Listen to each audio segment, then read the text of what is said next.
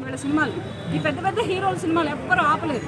నాగార్జున గారే కానీ, వెంకటేష్ గారే కానీ, బాలకృష్ణ గారే కానీ, తర్వాత వీళ్ళు ఎవరు ఆపేవాళ్ళు ఎవరు లేడు.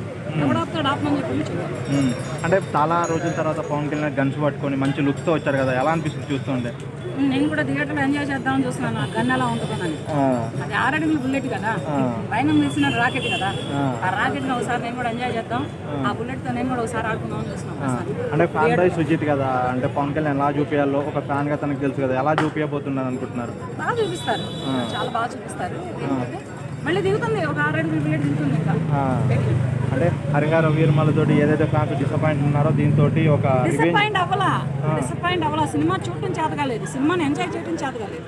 అంటే ఏ విధంగా డిసప్పాయింట్ అంటే అది ఒక హిస్టారికల్ మూవీ.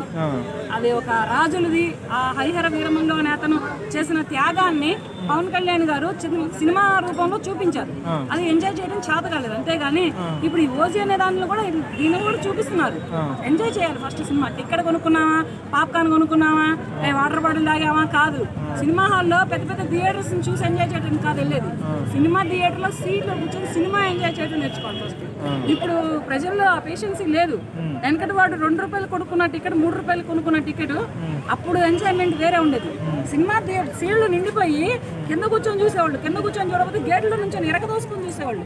అలా లేదు ఇప్పుడు సినిమా అలా ఉండాలి అంటే ఇళ్లలో ఉన్నాయి మొత్తం ఆగిపోతే టీవీ ఉండొచ్చు. ఎందుకంటే టీవీలు పెద్దవాళ్ళు చిన్నవాళ్ళు అందరూ ఉంటారు కనుక టీవీ ఎంజాయ్మెంట్ ఉంటుంది. ఈ ఓటీటీలు ఇవన్నీ ఆగిపోతే సినిమా పరంగా ఎంజాయ్ చేయండి. ఆ తర్వాత ఓటీటీ వదులుకుంటారా, ఇంట్లో హోమ్ థియేటర్లో వేసుకుంటారా, అదంతా ప్రేక్షకులు ఇష్టం.